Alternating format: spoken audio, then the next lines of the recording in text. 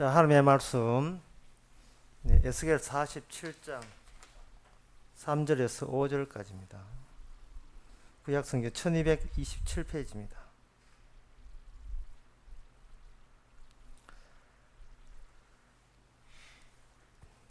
그 사람이 손에 줄을 잡고 동으로 나아가며 1천척을 청량한 후에 나로 그 물을 건너게 하시니 물이 발목에 오르더니 다시 1천척을 청량하고 나로 물을 건너게 하시니 물이 무릎에 오르고 다시 1천척을 청량하고 나로 물을 건너게 하시니 물이 허리에 오르고 다시 1천척을 청량하시니 물이 내가 건너지 못할 강이 된지라.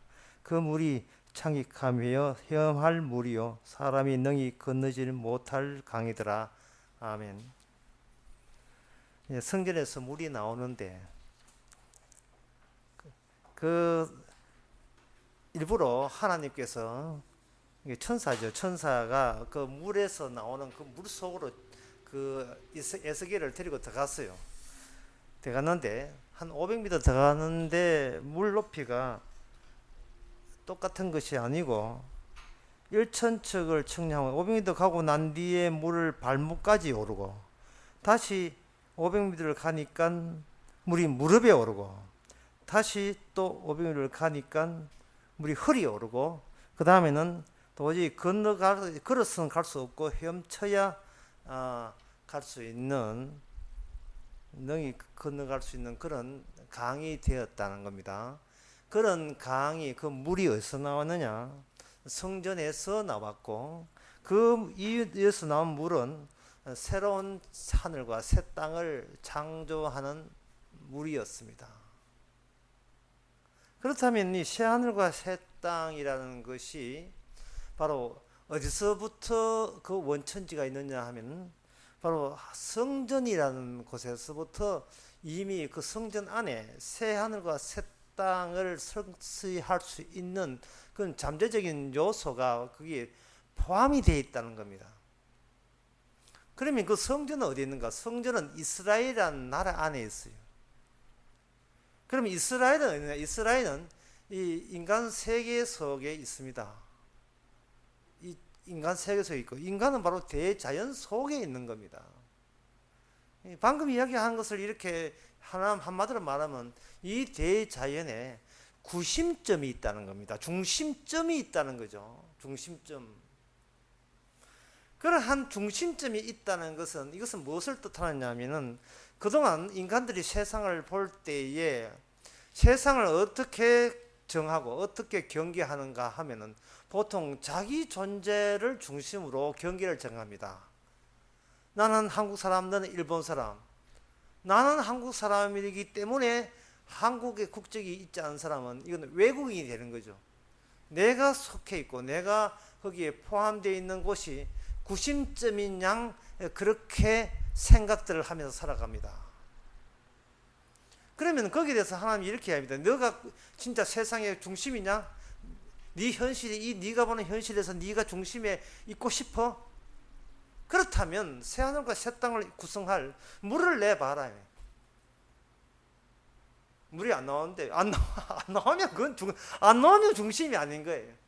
안 나오면 세상을 살릴 수 있는 세상에 이 더러운 세상을 말끔히 씻어내고 새로운 새하늘과 새 땅을 만들어낼 수 있는 능력과 그런 괴력과 그런 솜씨가 그런 자질이 너한테 나오지 않는다면 너 자신을 한번 돌아봐라. 네가 과연 네 중심으로 세상을 보는 것이 정말 하나님 만든 현실에서 그게 정답인지 그게 진리에 속하는지 네가 한번 돌아보는 계기가 되어야 된다는 겁니다. 그렇다면 이스라엘이 성전이 있을 때 이스라엘 사람들이 생각하기를 그러면 우리에게는 성전이 있기 때문에 우리 이스라엘이 세상의 중심이네 라고 생각할 수가 있겠죠. 왜? 우리 안에 성전이 있고 성전은 하나님이 계시는 곳이기 때문에 하나님이 거주지가 되기 때문에 그렇다면 우리 이스라엘 중심으로 현실을 보는 것은 이거는 정답일 수 있다 라고 이스라엘이 생각하잖아요. 하지만 그 이스라엘 망했는데요. 그 성전 불타버리는데요. 그거 참 이상한 일이죠. 방금 제가 이 자연에는 중심이 있다는 겁니다. 이 자연이 중심이 있다는 이 말도 우리가 성경을 통해서 알죠. 일반 그 동양 철학이라든지 일반 상식에서는 자연이라는 것은 중심이 없는 것이 자연이에요. 자연에 어떤 중심이라는 게 있으면 안 된다는 겁니다. 그냥 자연은 물 흐르듯이 자연은 그 말 그대로 스스로 있는, 한자로 하면 스스로 어디로서 왔다가 어디로 가는 줄 모르는 스스로 있는 거예요. 어디서 갔다가 어디서 온다는 말은 중심이 없다는 말입니다. 그래서 나온 말이 물은 물이고 산은 산이란 말이에요. 그 네 중심해라. 물, 네가 하고 싶은 네가 해라. 그럼 내가 중심이다. 그래서 천상천하 유아독전. 너는 네한테 중심이고 나는 네한테 중심이고 뭐 그러고 그렇게 사는 것이 이게 인생이다. 뭐 도 다 닦은 사람처럼 머리를 홀딱 믿은, 머리 도 닦아서 머리를 홀딱 믿은 사는 것처럼 이제 뭐 천하를 초월한 것처럼 그렇게 생각들을 하는데 성경은 다른 이야기 합니다. 성경에 이 대자연의 중심이 있다는 겁니다. 그 성경의 중심이 있으면 납니까? 너는 아니고. 그럼 나는요? 변두리지 뭐요. 그 변두리라는 말 자체가 굉장히 기분 되게 나쁜 거거든요. 저 뭡니까? 껍데기. 그러니까 이 말 자체가 굉장히 상당히 기분 나쁘게 껍데기. 그럼 알맹이는 따로 있다는 겁니다. 수박 껍데기 먹을래? 알맹이 먹을래? 과일은 알맹이 맛이지. 껍데기 무슨 뭐 아무리 영양가 많아도 별로 안 좋아하잖아요. 껍데기란 말은 아웃사이더라는, 예, 그 니는 있으나 마나, 니는 나가노라, 니 있으나 마나 그 말이라는 뜻입니다. 너 하나 보고 세상이 돌아가는 것은 아니다는 겁니다. 니는 주변 사람이고 핵심은 따로 있다는 겁니다. 그게 누굽니까? 하면 그것은 없는 데서 있게 하신 하나님께서 그렇게 하신 거죠. 없는 데서 있게 하신 하나님께서 그렇게 하신 겁니다. 하나님께서의 모든 작업은 이 중심이 없는 이 대자연에서 중심을 출현시키는 작업을 이제 시작하는 겁니다. 그러면 처음부터 우리에게 알려줘야 될 텐데 왜 그 소식을 우리한테 그렇게 알려주지 않습니까? 그것은 처음부터 인간 자체 속에 세상의 중심이 있었어요. 인간 자체 속에. 그게 창세기 1장 28절에 보면 이렇게 되어 있습니다. 27절에 보면 하나님이 자기 형상 곧 하나님의 형상대로 사람을 창조하시되, 하나님이 자기 형상, 하나님의 형상대로 사람을 창조하시되라는 문장을 방금 읽어드렸습니다. 제가 여러분께 속으로 묻습니다. 하나님이 자기 형상대로, 하나님의 형상대로 사람을 창조하시되 할 때 하나님의 뜻이 사람이 중요하다는 뜻으로 이 말씀 주셨을까요? 아니면 하나님의 자기 형상이 중요한 뜻으로 이 말씀 주셨을까요? 하나님이 자기 형상, 곧 하나님의 형상대로 사람을 창조하시되. 비중이, 강조점이 어디 있는 겁니까? 하나님의 형상이 강조점이 있지 인간이라는 것이 강조점이 있지 않거든요.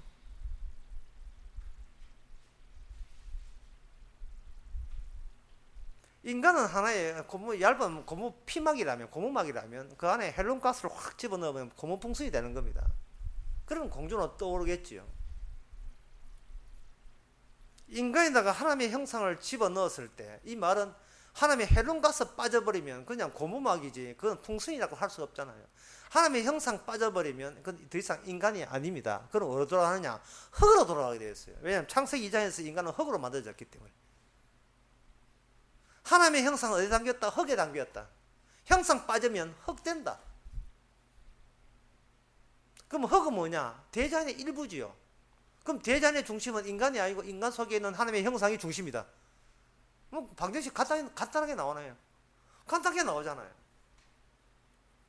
그럼 인간은 왜 죽습니까? 흙이 됩니까? 형상 보여주려고. 어떻게? 형상의 기능. 그 기능이 뭡니까? 죄 있는 자는 죽이는 기능. 따라서 너는 죽어줘야 주님은 살아있다는 것을 죽는 너를 통해서 이게 표현되어 있게 그게 보여지거든요. 하나님의 조치가 하나님 도대체 별로 실수한 거 없지요. 그런데 자기 아버지 엄마 죽을 때 왜 그러고 우는지 모르겠어요. 이게 하나님의 조치인데 도대체 뭘 평소에 생각하기에 우느냐 이 말이에요. 그거는 평소에 생각하는 것이 뭐냐 하면은 세상 돌아가는 것이 내 만족도를 따라서 돌아가야 된다고 우기기 때문에 그렇습니다. 내 만족도에 따라서. 오늘 본문 에스겔 47장에서 물이 이렇게 네 차례 걸쳐 물이 나왔고 물을 건너게 하시니 물이 발목 그 다음에 무릎, 허리, 그 다음에 물이 온통 넘치는 거 네 단계. 이 네 단계는 그 무엇을 쉬운 걸로 예를 들었습니다. 옛날에 한 20년 전인가 그 무서운 여름철에 한 여고괴담이라는 영화가 있었는데 나 그런 영화 안 보거든요. 여고괴담. 인간이 귀신인데 무엇을 또 귀신을 찾아요. 잘생긴 귀신 놔두고 뭐 아주 흉측한 귀신 찾을 거 뭐가 있습니까? 인간 멀쩡한 게 다 귀신들인데. 근데 그 여고괴담에 이렇게 한 장면이 뭐냐 하면 그 고소영이가 그때 처음 나왔을 때는 뭐야죠. 학교 복도에서 이게 귀신이 걸어오는데 그냥 곱게 사뿐사뿐 걸어온 것이 아니고 펑펑펑펑 네 단계로 나눠서 걸어와요. 그게 생각나요. 본문 보니까 툭툭툭툭 단절된 채. 이 지금 물이 스캔을 하는 겁니다. 뭘 스캔하면 비추는데 인자되는 에스겔을 비추는 거예요. 물이. 자연의 중심이 성전이라는 건축 구조물이냐? 그게 하나님의 일의 다가 아니라는 거죠. 그걸 뭘 바뀌냐? 인물로 바뀌어요. 그 인물 이름이 인자입니다. 그 인자 바뀌면서 진짜 이 자연의 중심을 물이라는 자연물을 통해서 이게 스캔을 지게 머리, 어깨, 무릎을 아직으로 발목, 무릎, 허리, 전상을 물로서 보조를 맞춰가면서 팡팡팡 하면서 이렇게 비춰주는 겁니다. 인자가 새하늘과 새 땅의 주인공으로서 새하늘과 새 땅을 만들기 위해서 인자가 필요한 것이 아니고 인자가 있음에 인자를 옹이하는 목적으로 인자를 둘러싼 인자를 주답게 드러내는 필수 요건으로서 물이 새 생명, 새하늘과 새 땅이 갖추어진다는 그 장치가 갖추어진다는 겁니다. 요한계시록 21장에 22장에 보면 이렇게 되어 있어요. 내가 수정같이 맑은 생명수 강가를 내게 보이니 하나님과 및 어린 양의 보좌로부터 나서 길 가운데 흐르더라 되어 있습니다. 이 천국 가는 여러분들이 여러분 천국 가지요? 천국 가시거든요. 그 물 한 방울 있잖아요. 물 한 방울 적실 때마다 그냥 아이고 시원하다고 하지 마시고 이 물이 어디서 나오는 걸 보세요. 뭐 가창댐에서 나온 게 아닙니다.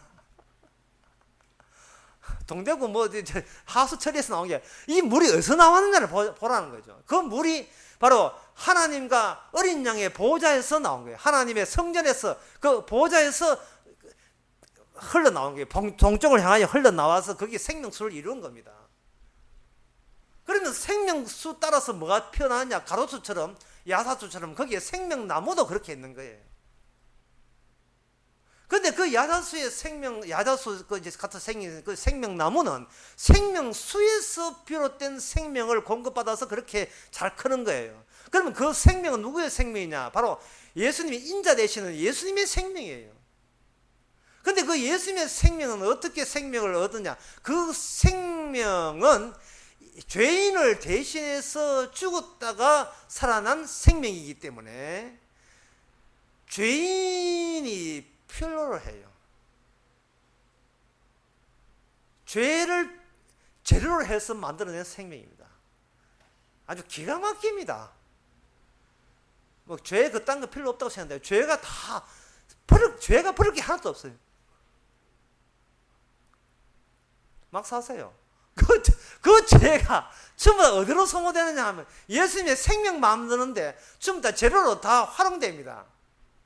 이거 듣고 발작 일으킨 사람 한두 개 안 될 거예요. 기절할 겁니다.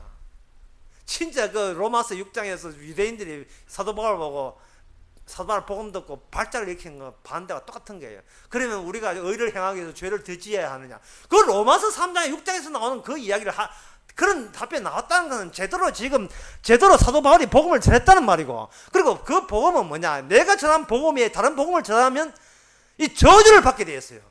그리고 내가 전한 복음은 사람을 화나게 만들고 발작을 일으키지만, 내가 본 그 복음 말고 마귀가 만든 복음은 사람을 기쁘게 하는 복음이라는 거예요.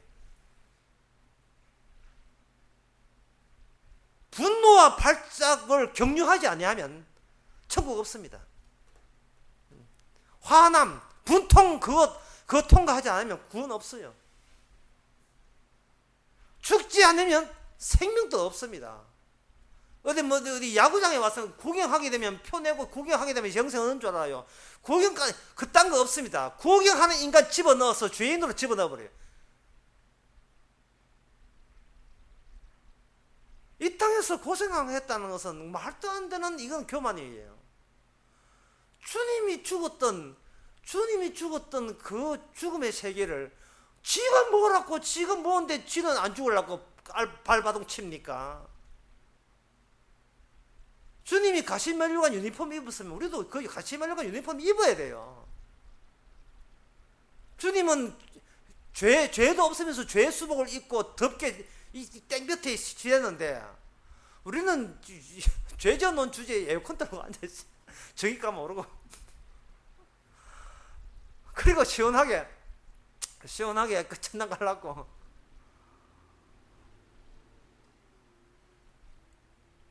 공짜로 구원받는다는 것은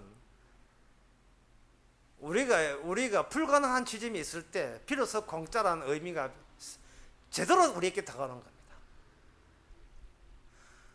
하나님의 형상이 심어져 있을 때 그것이 하나님의 자유를 먹는 목적입니다. 자유를 먹는 목적은 뭐냐 물으면 하나님의 형상을 형상되게 빛내기 위해서. 끝. 그거예요. 여기 창세기 1장까지의 이야기입니다.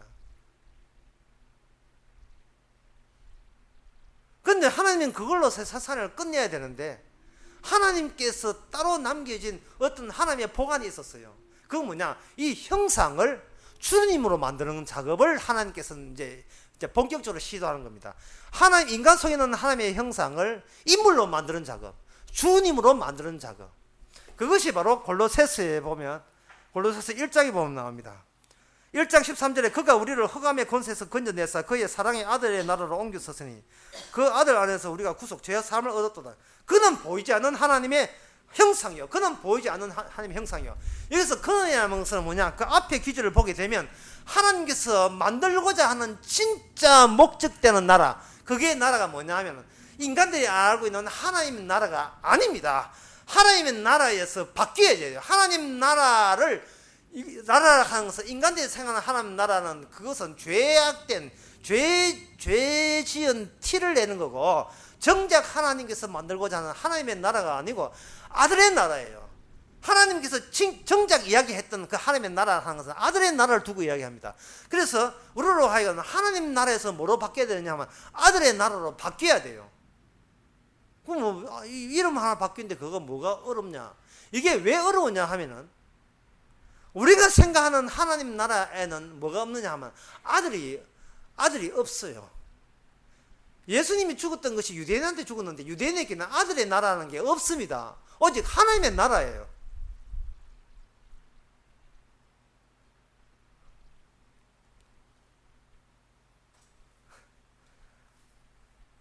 왜 아들의 나라를 하나님께 고집하느냐 하면은, 아들만을 위한 나라지 인간을 위한 나라가 아니기 때문에 그렇습니다.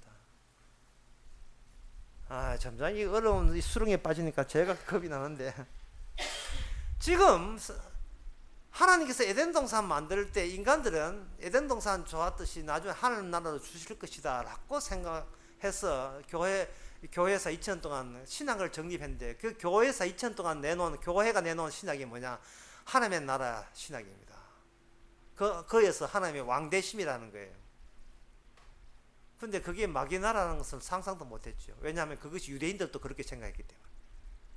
하나님은 좋으신 분이다. 인간을 위해서 영원히 함께 살도록 나라를 만드는데 그 나라가 하나님의 나라다. 세례요한이 뭐라고 하냐면 회개라 하나님의 나라가 가까이 왔다 했거든요. 용어를 쓸 때 하나님의 나라로 해놓고 실제로는 예수님이 가까이 온 거예요. 누구를 빼놓고 하나님 나라 기다리는 사람들 다 빼놓고. 그래 말이 너무나 이상하니까 우리가 기다리는 하늘 나라 아니네요 하니까 세례 하는 말이 죽어 물속에 빠져 죽어. 나는 물속에 빠져 죽어야 마땅함이라는 것을 물속에 들어가서 회개해. 회개한 자에게 비로소 하나님의 나라가 보일 것이다 해놓고 회개하니 물속에 들어가니까 그 물속에 누가 뛰어들었냐 하면 예수님도 함께 뛰어들었어요. 인간이 생각하는 하나님 나라에서 인간이 듣도 보도 못한, 인간이 상상도 못한, 인간이 죽지 않으면 못 온다는, 인간이 살아있는 한 못 온다는 나라, 그게 뭐 아들의 나라로 전환시키기 위해서 하나님께서는 예수님을 이 땅에 보내신 겁니다. 하늘나라를 간절히 바라고 있는 그 사람 옆에다가 예수님을 보내가지고 그 하나님 나라를 간절히 찾는 그들에 의해서 예수님이 죽어버리는 그런 불상사를 유발시켜 놔가지고 어느 인간도 하늘나라 갈 수 있는 자격은 하나도 없고 오직 아들만을 위한, 아들을 위한, 만물보다 먼저 계신 아드님을 위한 세계만이 정작 하나님이 원했던 새하늘과 새 땅이라는 겁니다. 이게 바로 사도 바울이 전하는 복음입니다. 살아서는 못 간다는 이야기. 그게 복음이에요. 살고 싶냐? 너는 천국 다 갔어. 이게 복음이에요. 죽어 마땅해? 그러면 천국이네. 이게 복음입니다. 여기 17절에 보면 그가 만물보다 먼저 계시고 만물이 그 안에 함께 섰느니라 이렇게 되어 있거든요. 만물보다 먼저 계셨다는 말은 하나님의 만물을 만든 목적이 만물을 위해서가 아니라 하나님의 형상이 주님으로 전환시키는 그것을 위해서 세상은 만들어졌다는 겁니다. 그 하나님의 형상이 창세기 1장 28절에서 형상을 만들고 난 뒤에 그 다음에 나온 말이 뭐냐면 28절에 보면 유명한 말이거든요. 이거 대학생 치고 이거 모르는 사람 없던데. 하나님이 그들에게 복을 주사 그들에게 이르시되 생육하고 번성하여 땅을 충만하라. 땅을 정복하나 바다의 고기와 공중의 새와 땅에 움직이는 모든 생명을 다스리라 라는 귀절입니다. 나는 이것만 보면 뭐죠? 저 김구중 회장이 자꾸 생각하는지 모르겠어요. 세상은 넓고 할 일 많다. 실현은 있으나 실패는 없다. 정주영. 이게 뭐 징기스칸도 아니고 나포레옹도 아니고 막 정복력에 환장을 한 사람들은 이 대목을 다 좋아해요. 다스리고 정복하라. 심지어 예배당 터놓기 넓히는 것도 이거 동원해요. 다스리라, 정복하라. 아파트 뺑뺑이 돌아서 여호와 작정 벌리는 것도 전부 다 다스리고 정복하라는 거예요. 이 다스리고 정복하라를 어디까지 연결시켰냐 하면 하늘나라 확장과 연결시켜요. 하늘에 미라를 치면 한 온 나무가 가득했고, 아휴, 욕심도 뭐 그래가 욕심이 많은지. 적은 자여 두려워하지 말라. 하늘나라 너희 것입니다. 왜 그 말씀은 왜 귀에 왜 안 들어오는지. 예? 그 말씀은 왜 귀에 안 들지? 적은 자여 두려워하지 말라. 하늘나라가 너희 것이다. 두세 사람이 내 이름이 있는 곳에 내가 함께 있다. 왜 그 말씀을 왜 안 들었는지. 두세 사람도 싫어. 세 사람 빼보고 두 사람. 두 사람이 주의 이름 모이면 하나님이 너와 함께 있다. 다니엘 세 친구 3명밖에 안 되었지만 거기 했지만 그들은 4명째 살아있기 때문에 살았어요. 불 속에서도. 왜? 하나님의 형상이거든요. 하나님의 형상이 다스리고 정복하라는 말은 이 자연세계는 하나님의 형상을 보여주기 위해서 있기 때문에 이스라엘이 애굽이 뭔가 하나님의 형상에 위반되는 짓거리를 나올 때마다 자연세계가 그 하나님의 분노와 하나님의 분통을 표현하는 하나의 재료가 되는 겁니다. 이 자연물이. 노아 홍수가 그렇고 애굽의 열대양이 그런 거예요. 홍해 바다가 닫혔다가 열었다가 애굽 군사가 홍해 물에 들어설지 닫아서 하나님의 분노를 표시하는 것처럼 세상에 돌아가는 가뭄과 기근과 적신과 이 모든 것이 지금도 비 안 오잖아. 오늘 또 비 오는 것에 비 안 오잖아. 이 모든 것이 하나님의 세상에 대한 하나님의 본심과 속성을 드러내는 표현 방식으로 동원되는 겁니다. 이 자연세계가. 그래서 제자 12제자를 공격하는 바다를 보고 뭐냐 하면 그냥 잠잠하라 하는 것이 아니라 꾸짖으시며 또 어떤 사람 대하듯이 동물 대하듯이 떼끼노 이런 식으로 꾸짖으심에 바다가 잔잔하더라. 그것은 바로 이 자연부라 하는 것은 부수적인 겁니다. 안에는 하나님의 형상, 자연의 구심점, 중심점은 결국에는 자연의 일부가 구심점이 아니고 자연의 일부처럼 동작해놓고 그것이 사람으로 바뀌어져요. 그 사람이 그냥 사람이 아니고 인간의 하나는 인간이 아니라 하나님만이 계약 관계를 성취할 그 계약의 대상자, 유일한 마지막 남은 자, 유일한 계약 대상자로서의 인자라는 호칭을 가지고 이 땅에 등장하신 분이에요. 인자 중심이라니까요. 그러면 그 인자 중심, 그 구심점이 벌써 예수님이 나한테 구심점이 되는데 그걸 아담이 형상을 지고 있으니까 뱀이 아담을 공격하는 것이 아니고 아담 속에 있는 형상을 훼손하기 위해서 뱀은 드디어 하늘의 전쟁을 연장해서 땅의 전쟁까지 이어져서 땅에서 한바탕 싸운 겁니다. 선악과를 따먹어라. 그래서 따먹어서는 안 되는 선악, 다시 말해서 장차 오실 예수님은 우리를 구원하되 선과 악 가지고 구원하는 것이 아니고 생명으로, 자신의 생명으로 우리에게 생명을 주어서 아들 나라에 살게 하시는데, 이거는 네가 잘못과 관계없다, 행함과 관계없다 해서 마지막 심판은 행위책 따로 있고 생명책 따로 있는 거예요. 이거는 창세기 2장을 그대로 반복한 겁니다. 행위 아니고 생명이라는 거예요. 나 말고 다른 분의 생명이 나를 구원하는 유익이 되지, 나의 잘못으로 내가 구원받는 건 아닙니다. 부자 청년이 그렇게 오해한 거죠. 부자 청년이. 그래서 근심하게 돌아갔죠. 지가 잘해서 복 받았다는 거예요. 그게 바로 마귀가 그동안 인간을 쇠뇌한 겁니다.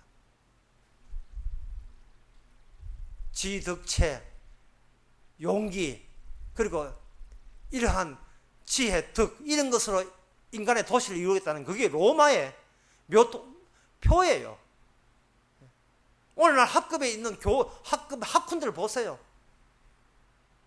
전부 다 그 로마의 그걸 따라, 그 로마 짐승이 난 그 짐승의 나라를 그대로 이어받았어요. 글자 한자 더 보면 좋은 신랑 만난다, 뭐, 이 학교에 이렇게.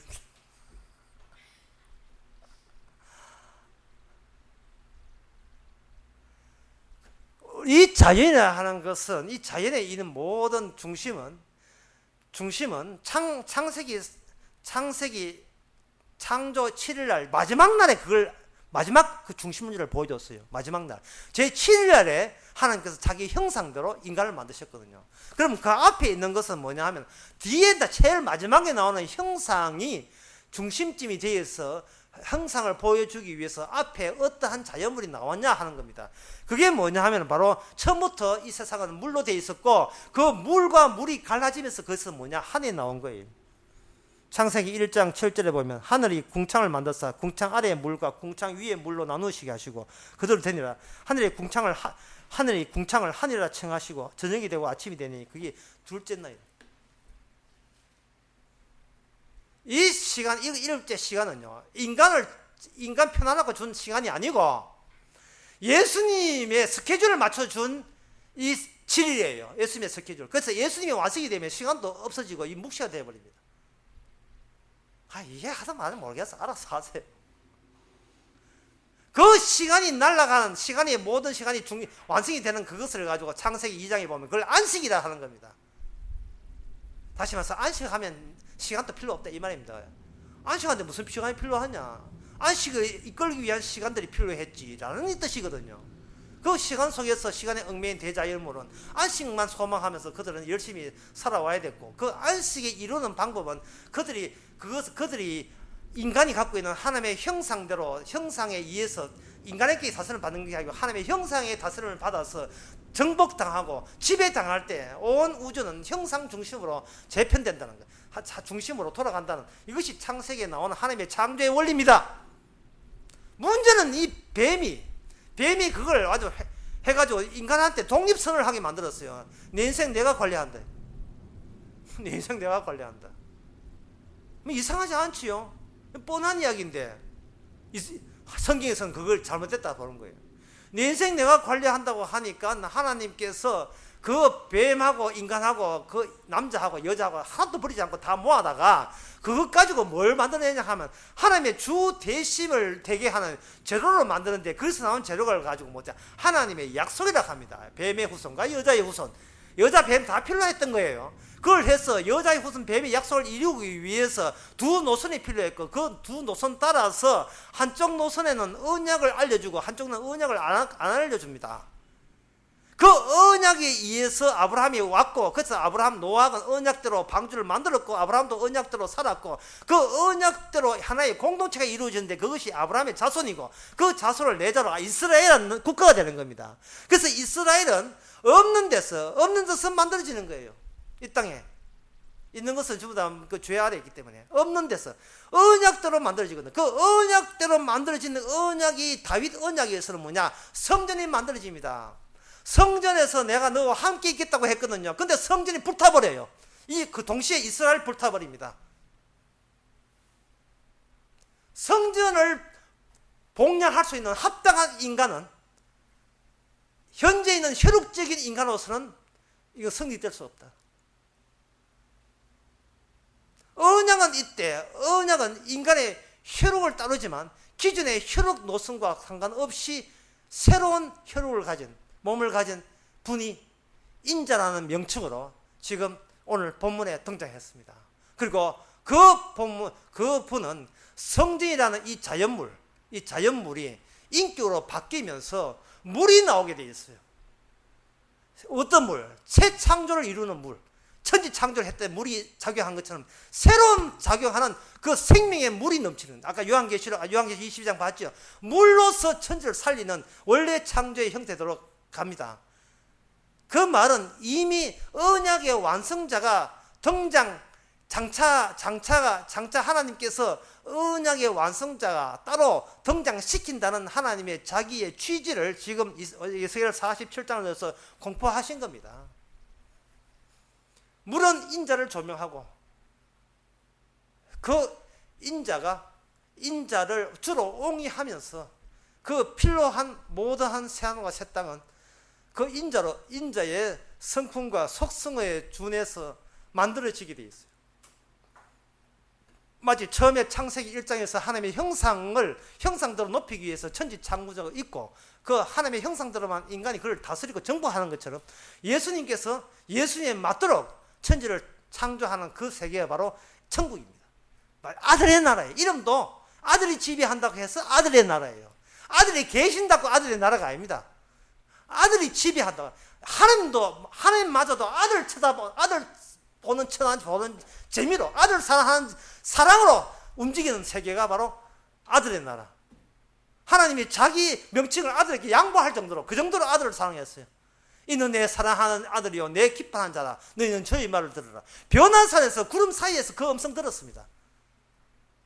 그 음성이 마음속까지 들어올 때를 가지고 샛별이라고, 베드로후서에서 베드로가 샛별이 너희 마음속에 떠올라라. 내가 변화사에서 들었던 음성 네 속에 떠오르면 너는 천국 백성이라는 겁니다. 그런 너는 너를 지배하는 것이 아니라 예수님이 이미 너를 지배하고 있다는 겁니다. 그러면 그 사람은 아들의 나라 티켓을 얻은 거죠.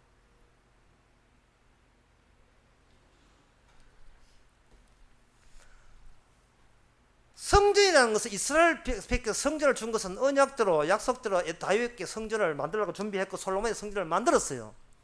만들고 난 뒤에 성전이 어떤 기능이 있냐 하면은 성전이 우주의 이 자연의 구심점이 된 겁니다. 이스라엘이 거기서 아주 기분이 좋았어요. 성전 짓고 난 뒤에 하나님의 영광 나타났지요. 심지어 소문 듣고, 풍문으로 들어서 해가지고, 야, 저쪽에서 온 아라비아 시바 여왕도 오고요. 저쪽 다른 나라에서 온 천지에서 그 지혜 하나 얻겠다고. 왜냐하면 자연의 중심에서 나온 지혜이기 때문에, 이것은 내 중심으로 보는 지혜 같은 것은 이 지혜 값도 못하거든요. 이게 이기주의지요. 이건 말도 안 되고 엉터리잖아요. 엉터리 않는 지혜는 우주의 온플러스 배꼽에서 중심에서 나오는 지혜. 그 지혜가 솔로몬에서 나오니 그 깐 거, 저 금덩어리 그게 뭐가 아깝겠습니까? 남방에서 솔로몬에게 지혜를 얻으러 왔듯이 예수님 하신 말씀이 기적이 뭐가 기적이냐?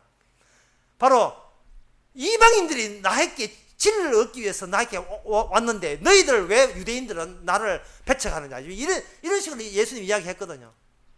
그래서 지금 뒤돌아보면요, 돌아서 보게 되면 예수님이 정말 자신이 우주의 중심이고 주가 됨을 여러 가지 모양으로 힌트, 암시를 여러 번 줬어요. 줬는데 도대체 제자들마저 알아 모아봤으니까 도대체 인간이 도대체 어떻게 생겨먹은 거예요? 귀 있으면 뭡니까? 들을 귀가 있어야죠. 그러면 보청기 하면 되겠는데 보청기도 들립니까? 확성기도 안 들리죠. 들을 귀 준 게 뭐냐? 성령께서 오게 되면 들을 귀 있는 거예요. 세상 주님 십자가 중심으로 봐야 된다.